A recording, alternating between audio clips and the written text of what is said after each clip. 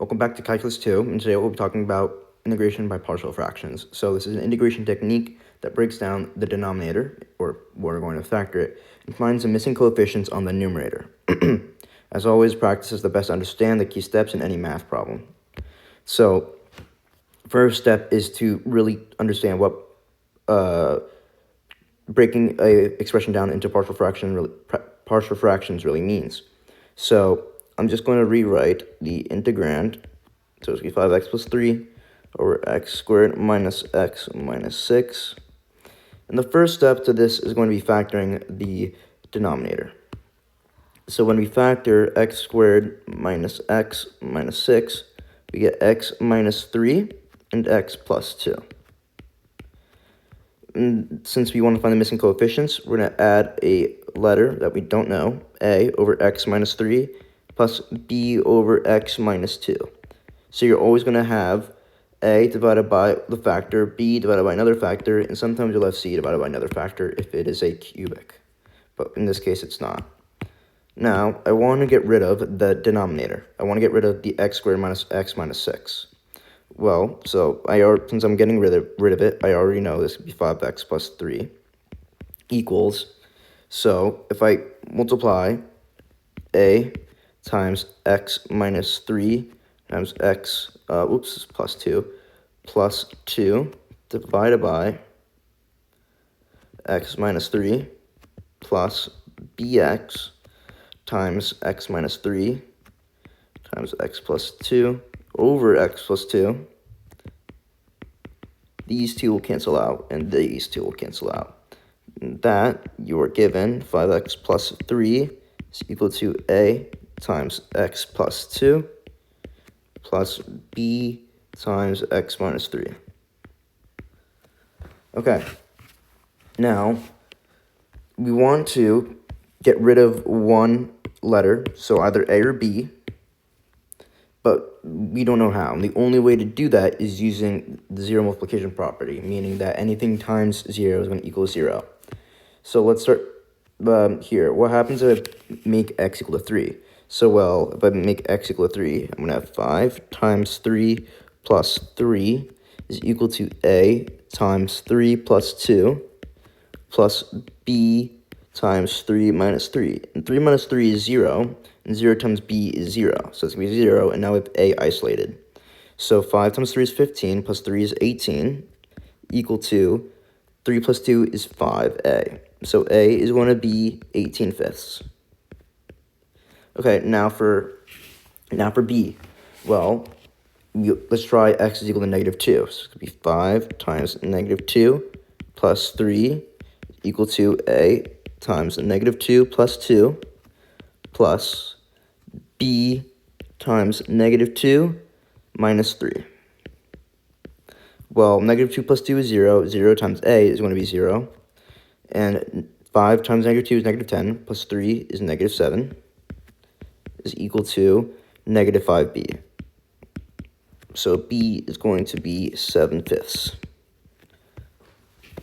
Okay, now that we found our coefficients, we want to plug them into the top. So I'm going to have the integral. So a is going to be 18/5. So 18/5 over x minus 3 plus we have 7/5 over x plus 2. All right, and then dx. Okay, so here is our chance to use a couple properties of integrals. So if I move everything down, so if I have a plus or a minus, I can split this up into two different integrals. So I can have 18/5 over x minus 3 dx plus the integral of 7/5 over x plus 2 dx. Okay, and then I can also take any constants out. So this can be equal to 18/5 times the integral of 1 over x minus 3 dx plus 7/5 times the integral of 1 over x plus 2 dx. And here we can just use substitution, and later we can derive a shortcut. So let's do the first one. So the integral of 1 over x minus 3. So we're going to say u is equal to x minus 3. Du is equal to dx, because the derivative of x minus 3 is just 1, which gets us dx. So then we have 18 fifths times the integral of 1 over u times du.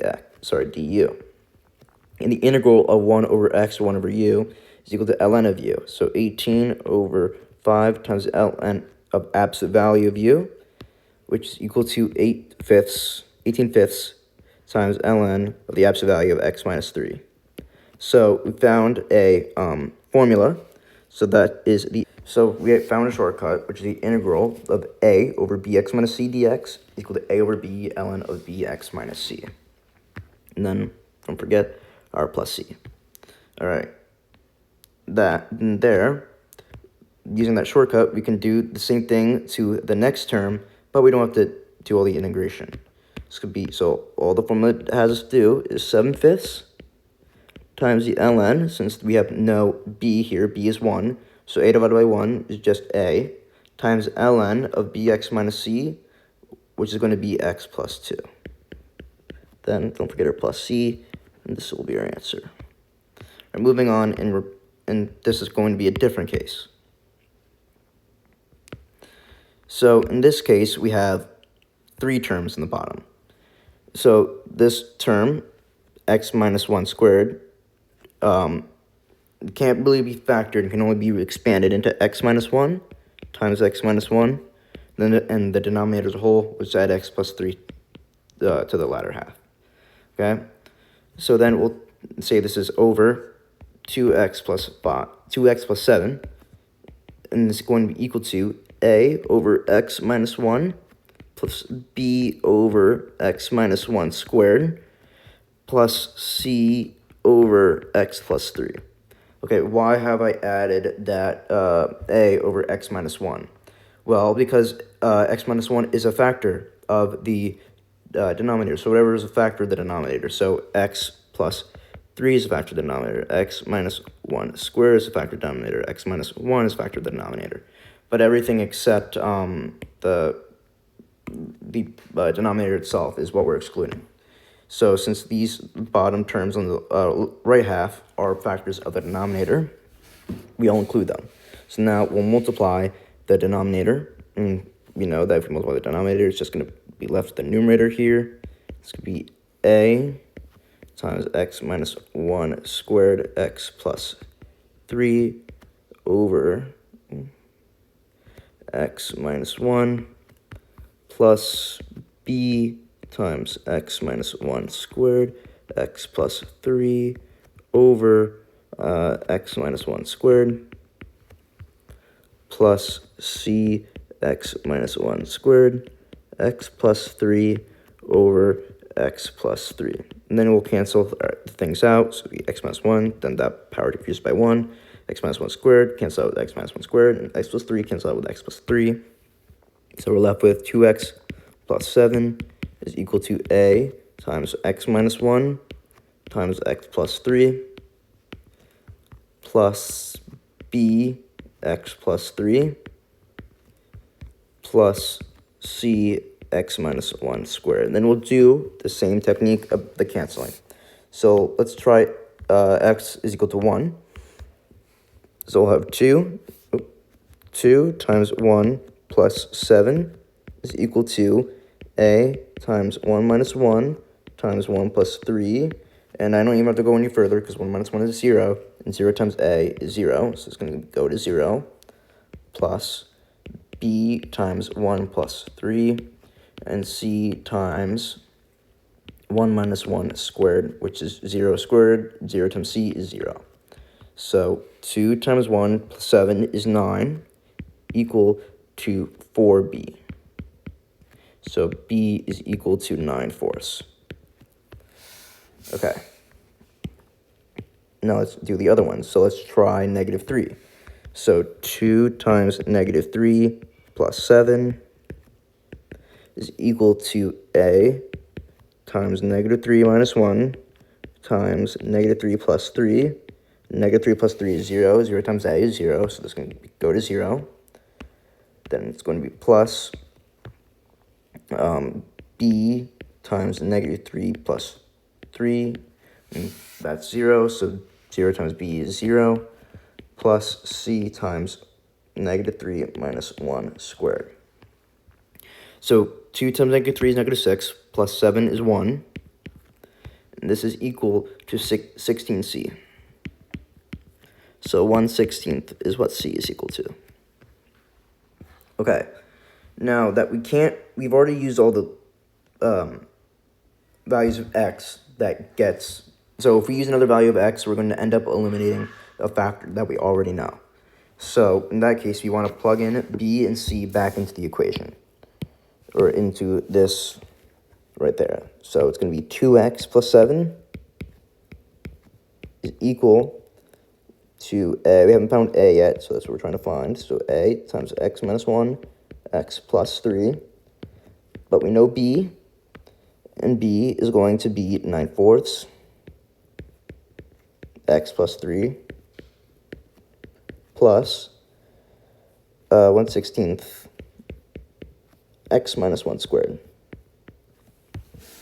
And now, in this case, we can use any x, which you should always use 0. So 2 times 0 is just 0 plus 7.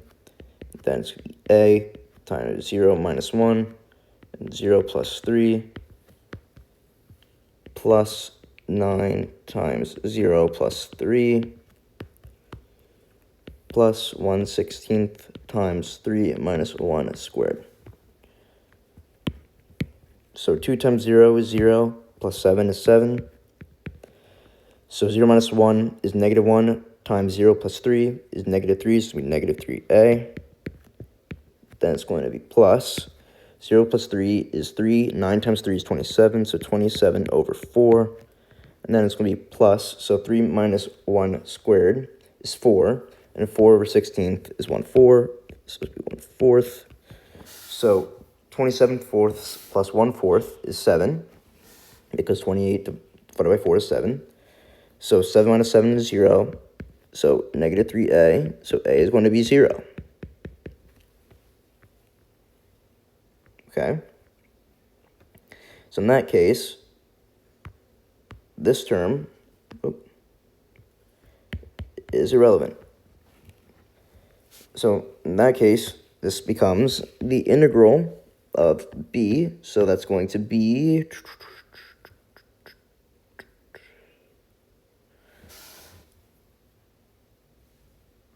so it's going to be the integral of, let's see, 9/4 over, and remember that the 9/4 can be taken out, not always, but it can be. So 9/4 and then 1 over x minus 1 squared dx plus, then we have c, which is going to be 1/16. Then we have 1 over x plus 3, and then we can use our formulas. So we can use our formula for this, but not for this. So in this case, since you have no b, it's going to be fairly easy. We can just use the power rule and say let u equal to x minus 1 and du equal to dx. So in that case, it would be 1 over u squared du. So u to the negative 2 integrated is negative u to the negative 1, so negative 1 over u. So that's going to get us negative 9/4, then times, then we'll put it on the denominator, 1 over x minus 1. Then plus, with the same formula, not the same formula, but the formula I wrote at the beginning of the video, 1/16 times ln of the absolute value of x plus 3 plus c. And then just to finish it off, negative 9 over 4 times x minus 1 plus 1/16 ln of the absolute value of x plus 3 plus c. Hope you learned something new today, and I'll see you all next week. Bye-bye.